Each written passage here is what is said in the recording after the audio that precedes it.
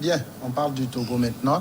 Et on va évoquer ce buzz sur les réseaux sociaux avec ces photos de Monseigneur Philippe Fanoko-Kodjo, un archevêque ensanglanté qu'on a vu donc sur des images qui ont fait le tour de la toile cette semaine. Divers commentaires l'ont suivi. Pour certains, Monseigneur Kodjo aurait été agressé. Pour d'autres, il a eu un accident. La dynamique, Monseigneur Kodjo a réagi dans un communiqué dont je cite la teneur. Les photos ensanglantées du patriarche de la nation. Je ne sais pas s'il faut dire les photos ensanglantées ou les photos du patriarche ensanglantées. C'est moi qui le dis. En tout cas, ce qu'ils écrivent, c'est que les photos ensanglantées du patriarche de la nation, son Excellence Monseigneur Philippe Fanoko-Kodjo, sont réelles et consécutives à un accident qui a précédé son exfiltration du Ghana le 28 avril 2021. C'est la rançon payée pour la libération du Togo. La DMK rassure le peuple togolais que son état de santé est actuellement stable. Bon, voilà la teneur du communiqué. Je ne veux pas faire d'analyse de communiqué, mais il y a des termes qui laissent à interrogation. De toute façon, ce qu'on a vu de Monseigneur Kodjo, quoi qu'il en soit, il a 91 ans, ça a touché tout le monde. Oui, je crois que en tant qu'Africains, nous avons quand même cette culture-là de respecter les aînés. Nous avons quand même cette culture-là d'être souvent positif envers donc les personnes âgées. Et là, quand on parle donc de Monseigneur Kodjo, tout le monde sait ce qu'il a pu faire donc pour cette nation depuis la conférence nationale souveraine jusqu'à aujourd'hui et tout, son inimitié avec l'ancien président Yadema, il y a tellement donc de choses à citer. Donc aujourd'hui, c'est quelqu'un qui est donc aux premières loges donc, de la fronde contre le régime, estimant que c'est le candidat de la dynamique qui a gagné et qui lui a valu donc du moins ça. Ce départ-là donc du pays sous le sceau donc d'exilés politiques ou de réfugiés, c'est selon. Maintenant, est-ce qu'il y est arrivé? Nous sommes quand même allés aux informations et ce que nous avons appris, c'est que c'est une image qui ne date pas donc d'hier. C'est une image qui date donc de plusieurs mois et qu'il a fait une crise par deux fois d'ailleurs. Il a fait une crise par deux fois d'ailleurs. Et nous avons voulu comprendre en réalité pourquoi cela. Et il nous a été dit que, en fait, il a été constamment sous pression. C'est selon, il a été constamment sous pression donc au Ghana, où les autorités ghanéennes essayaient donc de lui dire que s'il veut véritablement rester sur le territoire, il doit donc arrêter de faire la politique, arrêter donc du moins d'envoyer des pics à Lomé avec tout ce que nous voyons, ces audios et tout ça. Donc c'est une situation qui le laissait très souvent perplexe, c'est une situation qui le mettait souvent sous stress et tout. Donc et bon, il a fait un peu, vous savez qu'il est âgé, il est âgé donc il s'est mélangé un peu les pédales et puis il est tombé face contre terre, il est ensanglanté.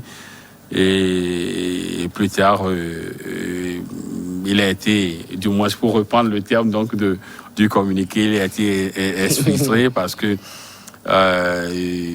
ma source disait aussi que sa vie était menacée, que sa vie était menacée, si bien que ils ont saisi rapidement le HCR qui a procédé à son évacuation. Donc c'est un peu rare qui aujourd'hui a quand même retrouvé tout son sens, parce que je disais que l'image datait de plusieurs mois, plus de 5 à 6 mois déjà, plusieurs mois.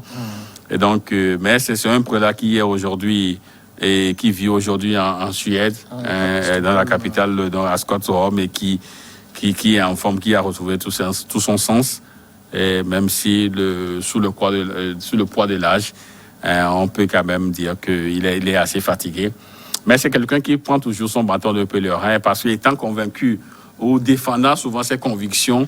Donc, c'est quelqu'un qui est toujours dans la logique et qui et qui, du moins, en tient en définissant, du moins, sur son programme et tout ce qui va avec. Donc, voilà. Alors, si on s'en tient, par exemple, Credo, à ce que vient de nous présenter Sylvestre Béni, il y a de la manipulation, même dans la manière dont la DMK présente, en parlant d'accident consécutif à un accident qui a précédé son exfiltration. L'exfiltration, il y a juste 2 semaines. On parle d'images qui datent de plusieurs mois. Il y a une manipulation quelque part. Oui, donc il faut tabler. Vous savez, la DMK a toujours été ce conglomérat de metteurs en scène, des metteurs en scène que je dirais d'apprentis, parce qu'ils n'ont pas encore, disons, toute la lucidité. Et c'est des gens qui font toujours une lecture biaisée d'une situation. Mais il faut commencer par les féliciter, parce que lorsque les images ont circulé sur la toile, donc moi, lorsque j'ai vu le communiqué ou bien la déclaration de la DMK, avant même d'en prendre connaissance, je me suis dit, les connaissants, donc ils vont atomiser l'information. Parce que il faut également s'interroger sur, disons, la période de publication de ces images. Parce qu'on avait suivi, disons, un message de Monseigneur Podro depuis la Suède, invitant la diaspora togolaise à une rencontre le 20 mai prochain à Bruxelles. Et lorsque ces images ont été ventilées, distillées dans l'opinion, il y avait même eu des audios de Togolais, et il y a quelqu'un même qui se disait résident à Bruxelles, qui a décrit des choses. Donc c'est là où le Togolais est fort. Le Togolais est fort dans la manipulation. Le Togolais est fort aussi dans le mensonge. Parce que si je considère le récit qui a été fait, nous avons l'audio. Malheureusement, qu'on ne peut pas jouer l'audio. Ce Togolais de la diaspora, qui est du clan de la DMK, disait que Monseigneur Podro se serait réveillé, qu'il a l'habitude de marcher, de faire le sport. Donc là, qu'à 4 heures du matin, il était sorti de son hôtel. C'est en ce moment que 4 personnes sont venues l'agresser. Ils étaient même véhiculés. Que le temps que les gardiens de l'hôtel réagissent, donc ils ont démarrer en trombe avec leur véhicule et que le véhicule, il faudrait maintenant que les autorités belges autorisent la visualisation de la caméra. Donc il a tellement raconté sa vie qu'on s'est dit, et ça ne vient que corroborer, disons, ce coup médiatique qui a voulu qu'on a voulu faire. Donc je prends encore à témoin, disons, un audio de l'ancien directeur de la communication de la campagne de Monseigneur, de Agbeome Kodjo, mon confrère Mas Carmel, qui a fait également une confidence, qui a dit ce que Sylvestre a révélé encore aujourd'hui, que ce sont des images ne datant pas d'aujourd'hui, ne datant même pas de la veille du départ de Monseigneur Kodjo pour la Suède. Donc c'est là où je dis, étant des metteurs en scène débutants qui n'ont pas les outils nécessaires de leur travail, donc ils ont manqué d'être véridiques là-bas pour dire, parce que s'ils ont dit qu'ils ont précédé son exfiltration, donc je crois qu'ils voulaient toujours garder, disons, l'euphorie, la mobilisation. Mais c'est un mauvais coup, donc c'est un coup qui a foiré parce que c'est un coup communicationnel qu'ils voulaient faire autour de la personne de Monseigneur Podro, qui doit démontrer sa force de mobilisation le 20 mai prochain du côté de Bruxelles. Est-ce qu'on ne l'a pas fait pour jouer sur les gens et préparer quelque chose pour dire, après ça, donc le gars, c'est encore le Monseigneur Podro, l'ancien archevêque de Lomé, s'est adressé, voilà qu'il est rétabli, il tient à cette manifestation et ça va drainer du monde. Donc ça, ce sont des analyses. L'autre part aussi de l'analyse qu'on peut faire, en distillant, disons, ces images anciennes survenues après un accident domestique, parce que s'il faut bien écouter, comprendre, Sylvestre l'a dit, donc le poids de l'âge, mais là où la DMK manquait de courage et de lucidité, c'est de dire que c'est survenu à la suite d'un accident domestique. Ça, c'est très important. Donc, c'est ce qualificatif-là qu'ils ont omis volontairement, et je dirais à dessein. Maintenant, est-ce que ce n'est pas une façon de jeter encore de l'opprobre sur, disons, la politique, l'image de notre pays, parce qu'il y a certaines langues même qui sont parties jusqu'à dire que lors de son adresse au président, à l'endroit du président Macron, ou bien après s'être adressé au président Macron, que les menaces ont commencé par pleuvoir.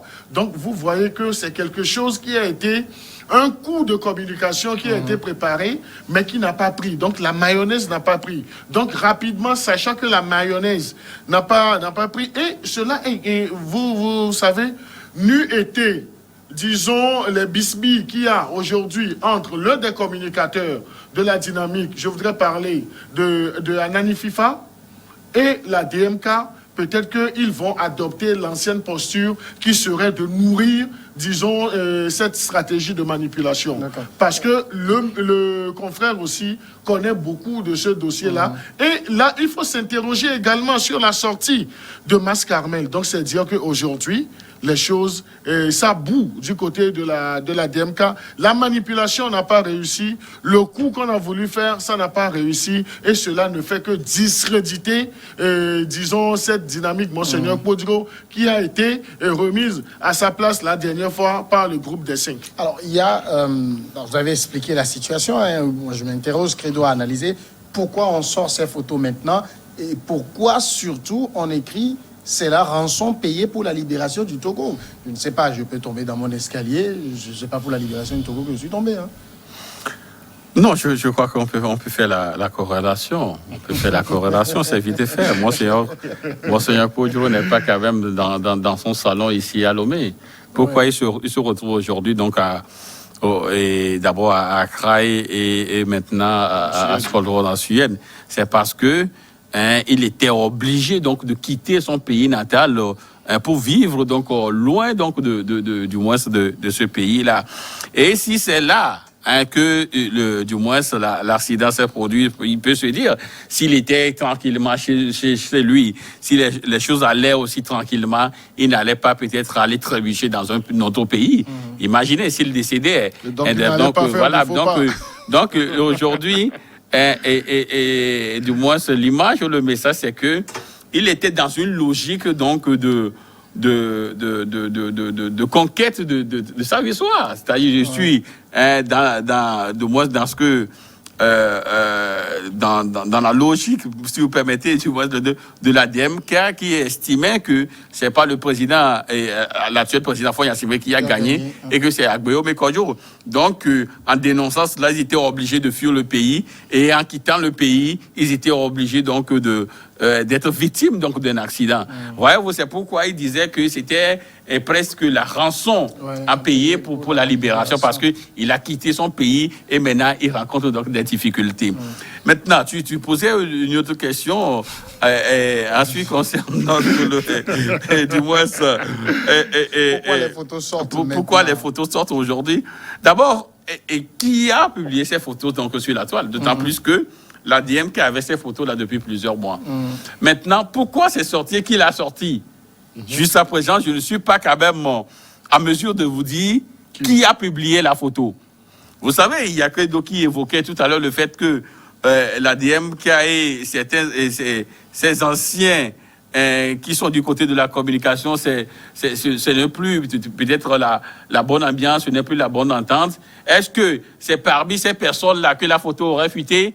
Non, donc il y a tellement donc de choses aujourd'hui. Et celui qui a publié la photo, est-ce qu'il voulait quand même faire du buzz ou il voulait peut-être faire profiter cette photo la DMK ou plutôt nuire à la DMK? Vous voyez, donc il y a tellement donc de choses parce que il y a certains qui ont vu la photo et qui se disent que oui et qui ont bien chargé la DMK en disant que le vieux, c'est-à-dire entre guillemets, c'est pas péjoratif, le vieux Kodjo, voilà, il est vieux.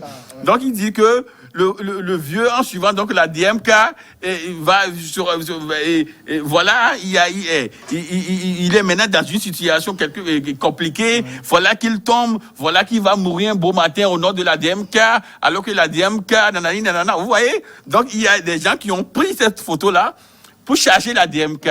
Alors tout à l'heure, Credo, lui, il estimait que non, c'est plutôt la photo voulait allait profiter à la DMK. Il voulait solfer sur cela, ne serait-ce que pour avoir assez de monde le 20 mai prochain à Bruxelles. Vous voyez que de l'autre côté, chacun tire le droit de son côté, le droit, pardon, de son côté. Donc voilà un peu la situation. Qui a publié la photo, mais la DMK aussi avait vite fait donc de communiquer là-dessus, d'abord pour dire que l'image est réelle et pour dire que c'est un accident. Ils ont précisé. Maintenant, si Pedro voulait qu'on mette domestique, donc il faudrait quand même qu'il prenne la tâche avec son ancien maton à Guéo Mekonyo pour lui dire, oh, bon, tonton, il essaie donc de mettre domestique. Donc il y a tellement de choses.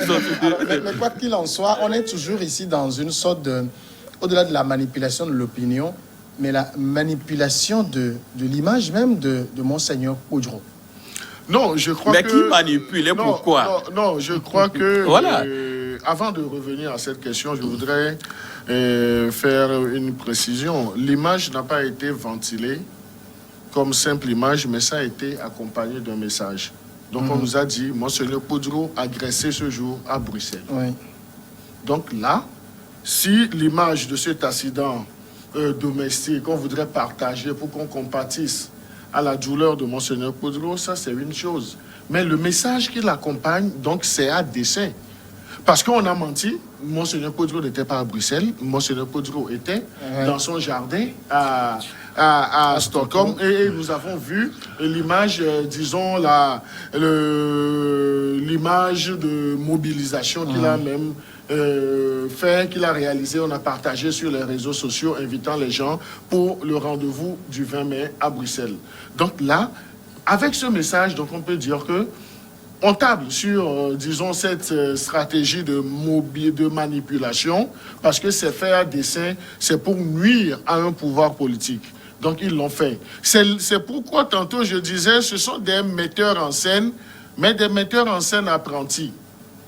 Parce qu'ils n'ont pas bien ficelé leurs choses. Donc on n'aurait pas... Si tu leur proposais tes services, si tu es expert en metteur en scène. Non, je ne fais qu'analyser les choses parce que le message qui s'est ajouté à la photo, donc mais il y a un détail important. Moi, quand j'ai vu la photo pour la première fois, c'est quelqu'un donc de la chapelle de l'adversaire, des adversaires politiques de Monseigneur Koudro qui l'a publié. Alors je me dis aussi que quelque part, ça peut venir aussi donc du labo de cet adversaire, ne serait-ce que je ne sais pas quelle est l'image il veut envoyer dans la masse. Mais qu'il aurait eu comment, c'est ça aussi. Non, mais vous savez que ce soit ici ou l'autre côté, il y a toujours des infiltrés. Il y a toujours des infiltrés, que ce soit ici ou de l'autre côté. Oui, non, mais ce que j'apprécie particulièrement chez mon cher ami, mon frère Sylvestre, c'est qu'il a toujours cette propension à animer, à relancer le sujet en jouant à la contradiction. Donc là, ça c'est une qualité. Donc, mais c'est réel ce que je dis donc quand même. Il faut lui reconnaître ça. Maintenant, je voulais en fait te mettre sur la bonne piste d'analyse en fait. Non, sur ta piste, pas la bonne. C'est la bonne en fait. sur ta piste, parce que moi je parle de l'aspect communication. Justement, c'est ma piste alors. Communication, donc ça a été tellement mal ficelé. Et j'ai rappelé dans mes précédents développements qu'aujourd'hui, la quiétude a quitté la dynamique Monseigneur Koudro. Et là, qu'on nous dise que cet accident domestique qu'on a voulu transformer en agression, qu'on nous dise que... parce qu'il fallait suivre l'euphorie.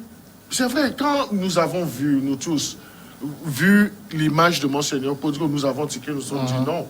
Comment est-ce que des gens peuvent aller jusqu'à agresser d'abord un vieux, et même s'il a des opinions assez divergentes, un prélat de surcroît, un homme de Dieu, donc il ne faudrait pas aller jusque-là. Si c'est réel, et on cherchait tous la confirmation.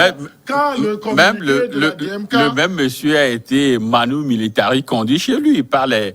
lors de la période électorale. Non, mais il est... Mais ils l'ont obligé, parce qu'ils ne peuvent pas le pousser, ils l'ont obligé à prendre... protégé, on l'a ramené... Mais il ne demande pas votre protection, parce que la preuve, il allait donc dans une ambassade, et vous l'avez cueilli, vous l'avez cueilli et vous l'avez amené chez lui. Si ce n'était pas Monseigneur Podro, on devait peut-être le conduire directement en prison. Je crois qu'en ce moment, la communication qui a été faite, c'est qu'il a été raccompagné chez lui à la maison. Avec des armes? Non, il a été raccompagné avec des militaires? Par des hommes en tenue. En tenue? Quelle tenue? Non, mais des hommes qui assurent notre sécurité à nous tous. Non. Maintenant, je voudrais qu'on s'interroge également. Est-ce que Monseigneur Podro serait une menace pour le pouvoir même, ou bien pour la France même en ayant invectivé Emmanuel Macron, parce que les gens ont dit que c'est sa lettre ouverte à Emmanuel Macron qui a précipité même son départ d'Accra pour la Suède. Non, mais moi je crois qu'il y a assez de manipulation dans cette affaire. Et je voudrais poser un décor. Donc là, je n'ai pas la prétention de dire que mon analyse serait à 100% viable. Est-ce que vous pensez... Heureusement, mais toi-même tu le sais. Non, je n'ai pas la science infuse. Justement. Je n'ai pas la science infuse. C'est pourquoi je dis qu'il faut prendre tout ça avec des gains, des pincettes, parce que il y a tellement d'éléments autour de cette image-là. Non, mais ces éléments doivent nous permettre... Ces éléments doivent... S'il te plaît, ces éléments doivent nous permettre de faire des analyses, quitte à celui qui nous suivent, ou bien à ceux qui nous suivent également, d'avoir un champ de réflexion. Ce que nous disons sur ce plateau, nous n'avons pas... Je n'ai pas la science infuse, vous ne l'avez pas non plus. Justement. Nous ne faisons mais je voulais te mettre sur la même... Je voudrais dire, Monseigneur Podro, dans un premier temps, qui a quitté Lomé pour Accra, ou bien du moins pour son champ de maïs, c'est le candidat malheureux à la présidentielle, Agbeome Kodjo. Est-ce que vous pensez que Agbeome Kodjo à Accra, Monseigneur Podro à Lomé, est-ce que vous pensez que ça allait faire l'affaire d'Agbeome Kodjo dans son champ de maïs? Donc là, la logique voudrait que Monseigneur Podro soit dans le même quartier, dans le même sillage que Agbeome Kodjo. Non. Vous continuez par embobiner les masses, l'opinion. Donc, Monseigneur Podro a été pris en otage par cette dynamique, par Agbeome, et puis l'assistant de Monseigneur Podro. Donc, on a vu. Sylvestre a même parlé de l'âge. L'âge à 91 ans, donc on ne peut plus tellement répondre de ses actes. Et nous avons vu même que Monseigneur Podro est aujourd'hui fatigué. L'interrogation, est-ce que Monseigneur Podro ne serait pas lui-même manipulé? Mais on sait, on a connaissance qu'il a parlé de l'inimitié entre Monseigneur Podro et puis le feu, le père de la nation. Mais on a vu également que Monseigneur Podro a transposé cela sur Fort Gnassingbé. Et c'est ce qu'il fait en jouant son rôle politique de l'air. Mais il n'y a pas l'équilibre. C'est la mesure qui a manqué à la dynamique. Monseigneur Podro se porte bien. Non, aujourd'hui, Monseigneur Podro se porte... très bien. Il se porte très bien. Maintenant, vous savez, aujourd'hui, je voulais quand même donner quelques détails pour faire croire ou pour faire voir donc à Credo que Monseigneur Podro a été quelque peu poussé vers la sortie.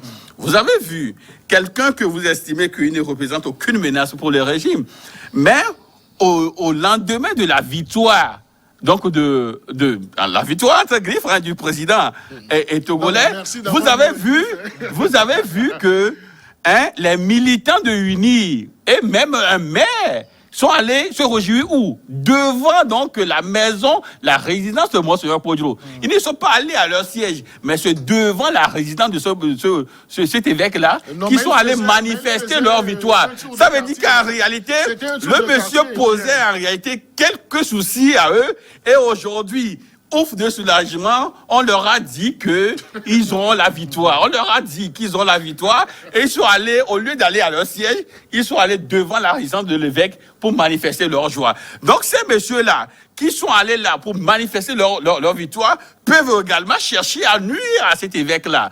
Et vous avez vu que peut-être que, étant donc dans le secret de quelques personnalités, il a préféré donc quitter le pays, du moins le bon terme, fuir le pays. Et aujourd'hui, il est donc du côté donc de Scott Rome. Et vous avez vu, il a évoqué tout à l'heure un élément où il estimait que le groupe des 5, c'est lui qui l'a dit, Credo, n'est-ce pas? Que le groupe des 5 a chargé la dynamique. C'était ça? Non, vous savez, nous sommes dans une république. Et il faudrait quand même que on puisse raison gardée sur un certain nombre donc d'éléments. Ces messieurs-là, qui sont donc du côté du groupe des 5, qui ont sorti un communiqué assez laconique sur un ton plein de morgue, je vous dis que il faudrait quand même essayer de les décourager. Et je suis heureux sur ce plateau qu'au moins quelqu'un donc proche du régime, pour ne pas dire du régime, a quand même dénoncé la manière dont le communiqué a été présenté. Et il disait que c'est sur un ton très colonialiste. Vous voyez? Et j'irais même plus loin en disant que c'est un ton quelque peu impérialiste. Parce que un ambassadeur togolais ou l'ambassadeur donc du Togo en France ne peut pas tenir ce discours-là devant peut-être Luc et Mélenchon. Il ne peut pas le faire. Eux, ils se croient en territoire conquis. Si on ne leur décourage pas de cette manière de parler donc dans cette République, demain c'est contre le pouvoir qu'ils vont le faire. Donc je crois qu'à un moment donné, il faut le faire. Malheureusement.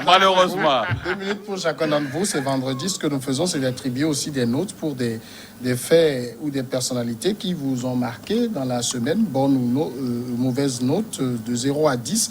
Credo Tété, vous avez été marqué par qui, par quoi, pourquoi? Non, mais je dirais que cette semaine, je n'ai pas particulièrement de notes à dire, mais il faudrait inviter toute la classe politique togolaise à jouer franc jeu. Sylvestre? Non, malheureusement, je n'ai rien, mais je voulais, du moins, avoir une pensée pour une entreprise. Je me garde donc de donner le nom qui est en train donc de...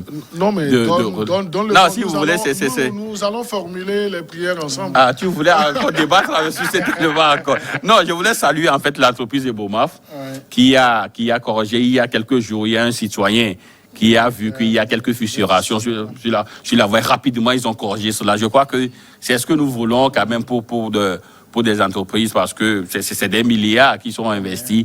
Il faudrait quand même que... Oui, non, mais moi, je voudrais insister sur ce que mon confrère Sylvestre a dit. Donc, il faut tirer chapeau à l'entreprise Ebomaf pour le travail qui a été fait, pour la promptitude de la réaction. Mais il faut leur dire également qu'une fois que sur une longue distance, ils ont fait le tronçon, il faut qu'ils incitent la société pour qu'on mette les lampadaires. Les lampadaires, parce que la nuit... Là, ça cause beaucoup d'accidents sur la voie. Les gens ne parleront pas de la société qui n'a pas encore fait son travail, mais on se demande, et les populations se posent la question, pourquoi est-ce qu'une si belle route a été faite, mais qu'est-ce qui retarde, disons, l'éclairage? Et on continue toujours par poncer sur nos factures l'éclairage public, mais alors que c'est l'obscurité le soir à partir de 18h. Donc ça, c'est un point très important. Il faut que Ebomaf aussi pense à communiquer par les médias togolais. Merci beaucoup, Credo Tété. Merci, Sylvestre Béni. Merci à tous d'être restés en notre compagnie. On se retrouve le lundi prochain.